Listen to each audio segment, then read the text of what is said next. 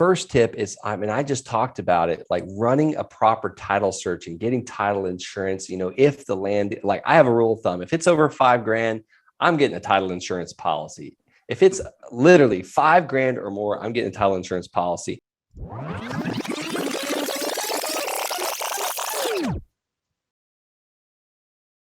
Hey, everybody. Welcome back to another episode of the Richer Geek. Today's guest, Brent Bowers. He's a investor and coach with a focus on buying and selling vacant land. More importantly, 8 years of service as an Army officer. Thank you, sir, for your service. And as you know, all of us people that have served, we spend a great deal of time away from our family. When he got out, he wanted to make some changes in order to be more present with his wife and children. So he began investing in real estate. That's what we preach, right, everybody? So this was a way for him to support his family while having more time to spend with them. And in a short period of time, Brent was able to expand his business, hire a team, and spend more quality time with his family. And now Brent helps other investors learn the ins and outs of buying land. What's up, Brent? How you doing? Hey, really good, Michael. Thanks for having me on the Richer Geek. I just got to put this one disclaimer, though. I was in the military 8.5 years, but I did have fun for about 4 of those years while I was enlisted. So I just wanted everyone to know I wasn't an officer the entire time. Well, you know what? You're one of the few that did both. So you got more respect from the enlisted while you were an officer, I bet. Yeah, but less respect from the officers. I know. You know what? They always say, it's like, how you can tell someone that went to the academy? No. They'll tell you. Oh, that's so true. Or West Point. Yeah, let's just make a show around. Let's just bust on some officers. They'll tell you. That's all right, man. Well, thank you for your service, bud. You too. I miss that camaraderie, just always messing with my fellow brothers, whether it be officers, enlisted, sergeant majors. You got to give them a hard time too. That's right. That's exactly. Be careful. Well, I was enlisted the whole way. I went in for the GI Bill. That's why I went in. But anyway, let's talk about land. So let's do it. A lot of people know about single family, multifamily, because that's all over TV, the fix and flips. So how is investing in land differ? You know what? You asked me kind of what I was looking to do on the show. I think let's just get on HGTV. Like, that's my goal. I'm just going to put it out there to the world, to God. But how is land different than multifamily, than commercial? I've dabbled in so much of it. I think it's because we're all entrepreneurs. We call it shiny object syndrome, but it's a reason why we're entrepreneurs. Because like if we can make money, we're gonna be interested in it.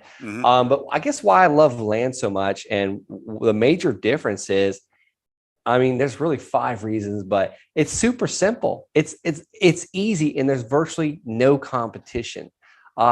And why is it easy? Because there's no foundations to fix. I bought a 19-unit apartment complex. We spent $140,000 on the foundation, and that's underground. That's not even kitchens and bathrooms like what women like and why people want to rent it. But the land, there's nothing there's no roofs to repair. There's no sewage. Like I had a rental house. We lost a tenant for 3 months while pumping sewage out and replacing the entire basement. And then why is there virtually no competition? Is because, I was guilty of this as well. We drive by land every single day and we don't look twice at it because there's no way to make money on it, right? There's no hotels. There's no apartment complex, no storage units. There's nothing to rent out and make money unless you get it at a crazy discount and you either flip it to a builder, wholesale it to a builder, or you buy it at such a massive discount and turn around and sell or finance it to somebody. And that's my whole game. I love the passive income that gives me the time freedom because I'm paid 115 times a month for my land deals. Every single, almost 10 times a day sometimes.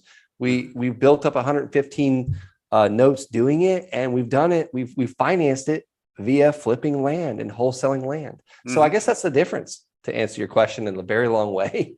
Well, and the best thing is no tenants. Yeah, no tenants, no trash, Oh my God. no termites, no rodents, no rats. You know. Yeah. Oh. I know. I used to like people until I had tenants, but oh, I'm just kidding, people. Kind of. Um, so yeah, let's talk about. It's very appealing when you do seller financing. It's the same thing with what we do a lot with lease owns and things like that with the single families.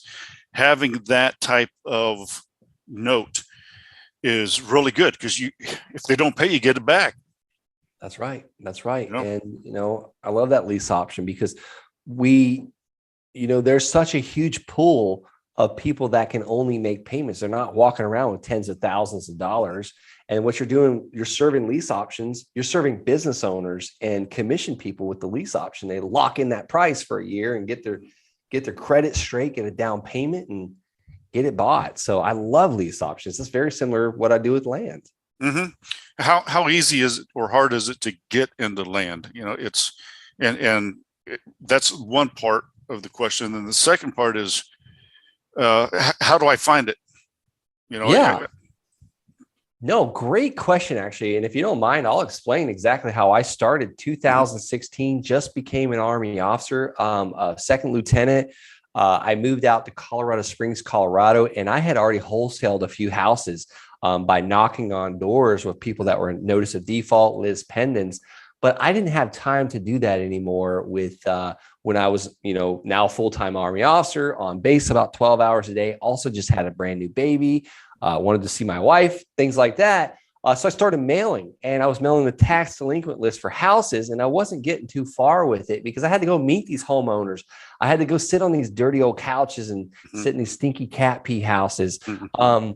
But I just decided after hearing a guy on a podcast talking about land and how he's like flipping it overnight and 3Xing his money. And I was like, oh my gosh, like a light bulb went off.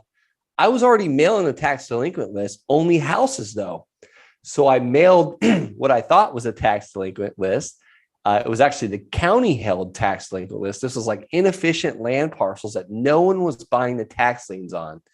But I mailed 687 landowners a postcard that said, hey, and this is in El Paso County, Colorado Springs, where Fort Carson is at. Said, hey, I'd like to buy your land. Call me if you're interested. I pay all cash. I close quick. Well, my phone melted. Like it rang off the hook. And that first deal I did, the guy told me I didn't even have to negotiate. It was a retired CPA. He said, just take it for $285. It's yours. So I was like, do you mind if I look at the land? He had told me it wasn't buildable. So I drove out and looked at it. And I didn't know what it was worth. I called the real estate office right down the road. The realtor that answered the phone on the Saturday was very familiar with it. She understood why it wasn't buildable. And she made me an offer for $5,000 and ended up buying it from me 4 days later for $5,000. And I had it under contract for $285. I called the seller on the way home. I said, can I meet you Tuesday and give you the check for $285? And he gave me a quit claim deed. I don't do that anymore. I learned the hard way. Yep. But I brought that quit claim deed, the land title, and had my $5,000 check on Wednesday. And that's how I found the land. I didn't have the 285. I was nervous. That's why I had the buyer lined up before I even paid for it. So it was really easy for me to get it started. I had no money and no time. And most people have at least time or money, one or the other, but I had neither. So if I can do it, most people can. It's like the easiest barrier of entry. It's like probably the easiest way to get started in real estate. Now, you mentioned something about the quit claim and why you learned and not to do it. Explain to the listeners why you don't do that anymore. Yeah, I buy on a warranty deed now because I want that seller, and I use title companies too, by the way. I want that seller to warranty any liens, encumbrances, any issues with that land. A quit claim deed. Michael, you sold me a piece of land. You gave me a quit claim deed. You've quit claiming it forever. I can't come back to you if it's got $157,000 IRS tax lien or, whatever. Like, you are not warranting anything. A warranty deed, you're warranting it from the beginning of time. If there's any issues with it, you are legally responsible. And then there's special warranty deed where you can get only from the time you've owned it. So I don't want to, that's not what the show's about, but yeah, don't buy things on quit claim deed unless you're getting a crazy discount like I did for $285. But I did have a title company run an E&O, like owners and encumbrance, just a quick title search, but I didn't buy title insurance because it's $285. Yeah. It's kind of, it's not a lot of risk there. No. Now, do you look at any type of land? There's, the farmland. There's, you can buy some land and say, hey, farmers, you can farm it. Is there anything you look for, or do you just look for land? Does there have to be some type of driver next to it on like why, I want to buy this land because I can see in the future that it might be something for houses to be, or do you just buy? Is there like criteria that you have when you look at land? I'm very broad on the criteria. If I can get it at a discount, there's usually a way to guarantee that you will make money, whether it be all those things you just mentioned. You're on the path of growth where, hey, I heard Tesla's coming in, or Facebook's coming, or Amazon. Like, we're on the path of growth. Let's sit on it and hold it for a year. Or another one we just bought, we could build 38 townhomes on it, and the seller held back half of the loan, $600,000, 0% interest for 1 year, like stuff like that. But the stuff that really gets me excited, that I just see so much potential in, I love the stuff on the outskirts of the city. And I'm telling you, like, God bless everyone that got sick with COVID, but it changed my business with land because people are pushing out of the city. And that stuff, I mean, I bought 117 parcels of land in the middle of nowhere in Arizona, and the stuff has tripled in value since I purchased it. Just because people are trying to get out and just get away. They're not going to Disney World. They're not trying to fly, things like that. But my goal is to get it at such a massive discount and be able to turn around and sell or finance it to somebody that can afford a monthly payment, because that gives me now passive income, time freedom, a note where someone's got to go to work every day to pay me for that land. You still have the Arizona land? I do. Well, I don't own all of it. I've sold almost 111 of them on a contract for deed. Wow.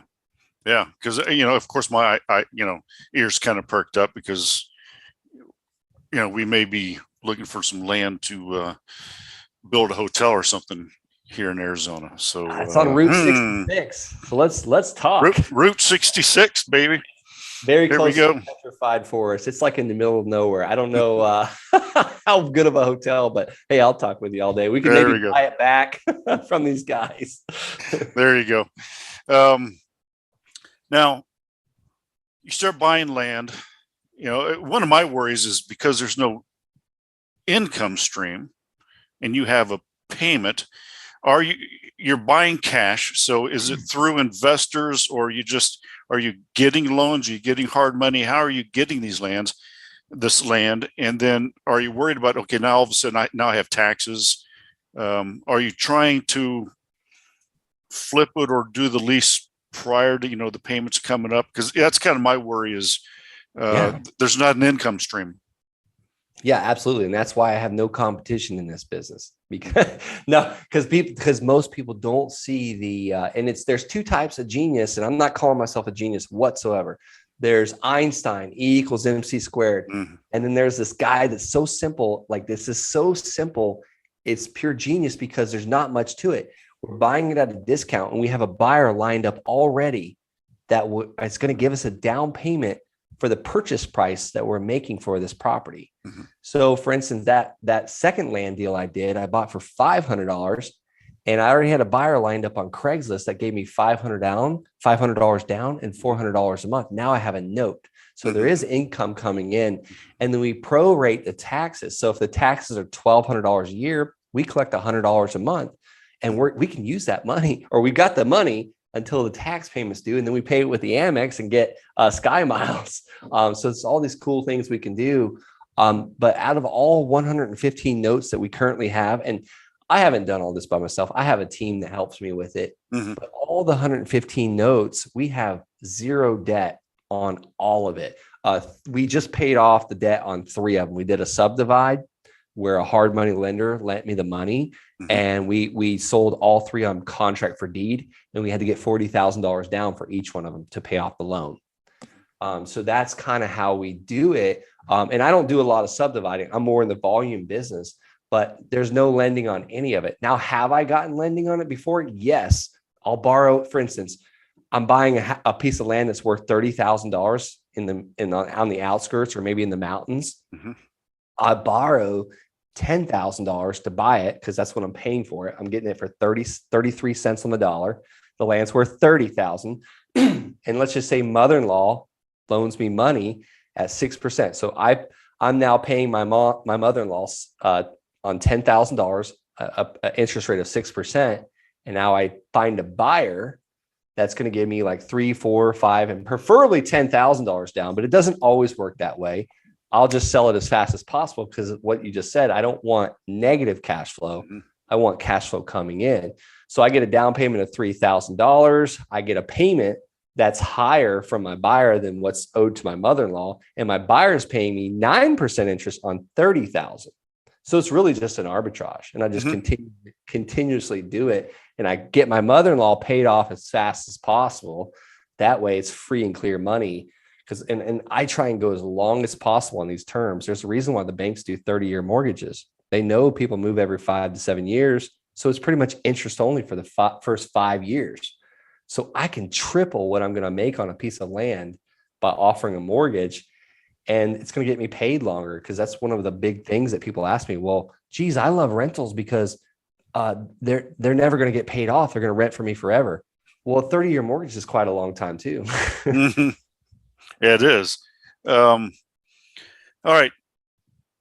If you're a first-time land buyer, give me 3 tips for buying land that maybe me and the listeners don't really consider. Yeah, absolutely. First tip is, I just talked about it, like running a proper title search and getting title insurance. If the land, like I have a rule of thumb, if it's over $5,000, I'm getting a title insurance policy. If it's literally $5,000 or more, I'm getting a title insurance policy. Running a title search and seeing what's going on, making sure that the chain of title is correct, because land, like there's a book written about like land selling 3 or 4 times in a day in California.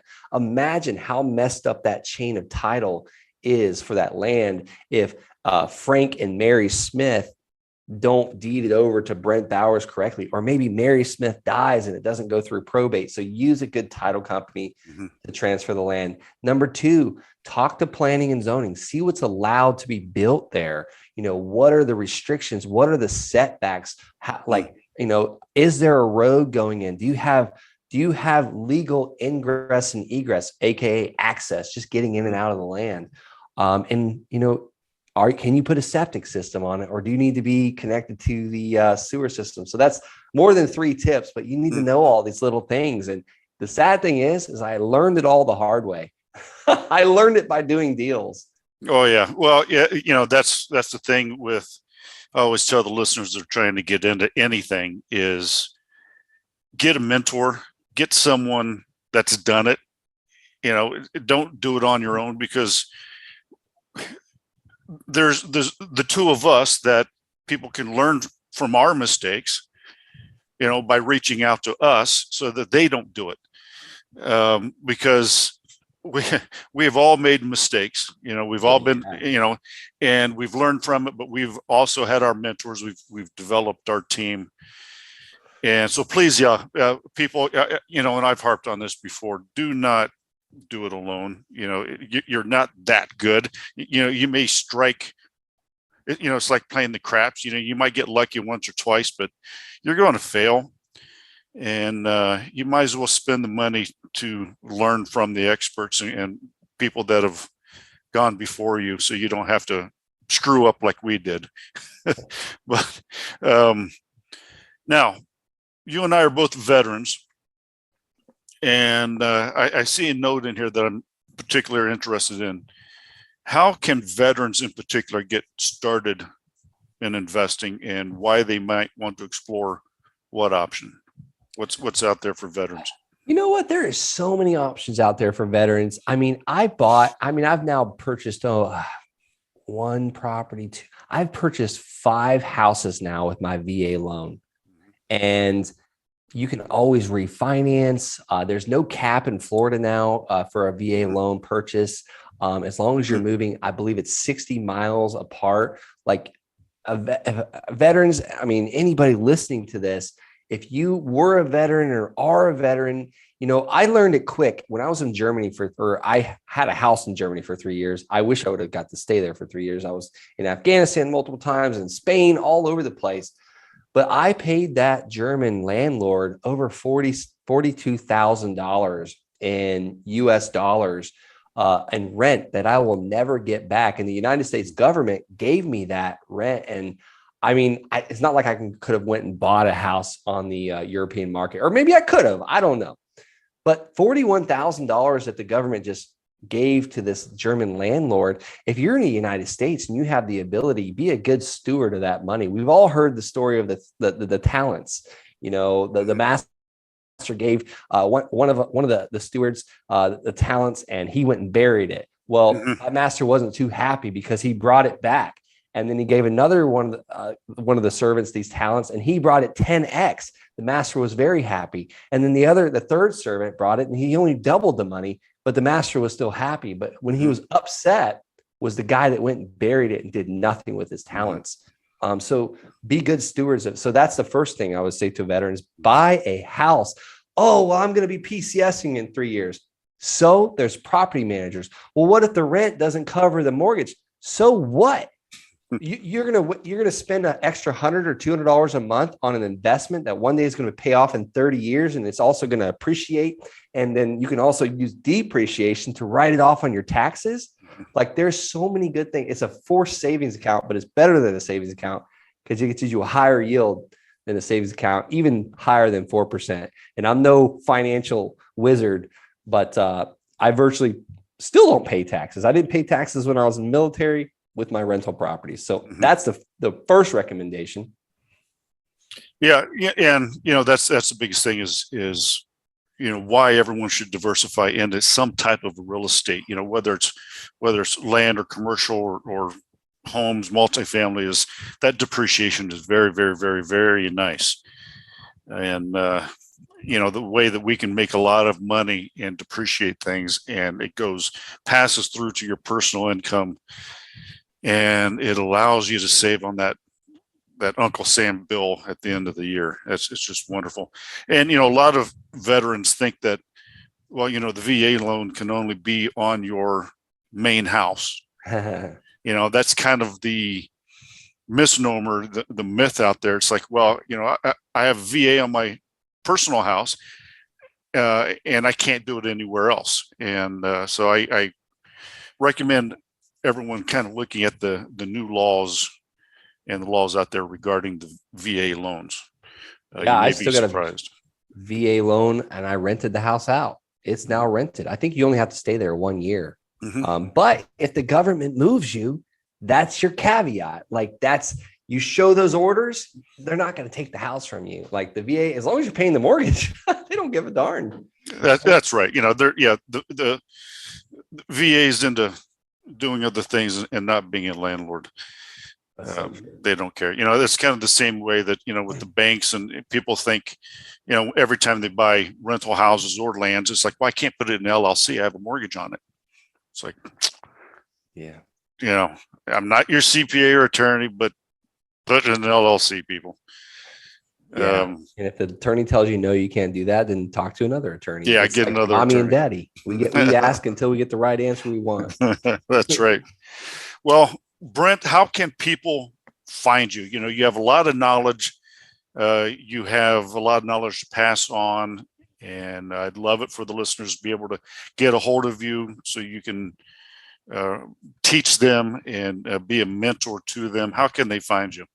Yeah, thanks so much for asking. I actually just, about 8 months ago, launched a YouTube channel. If anybody goes on YouTube and searches Brent Bowers, you're going to find a load of stuff, like talking about military, how I was in the military, This is what allowed me to get out of the military, the land business. Mm-hmm. It allowed, because once I replaced my income, ultimately, all you have to do is replace your expenses, and now you're financially free. So, yeah, search YouTube, Brent Bowers. I'm also a wholesaling Inc. coach.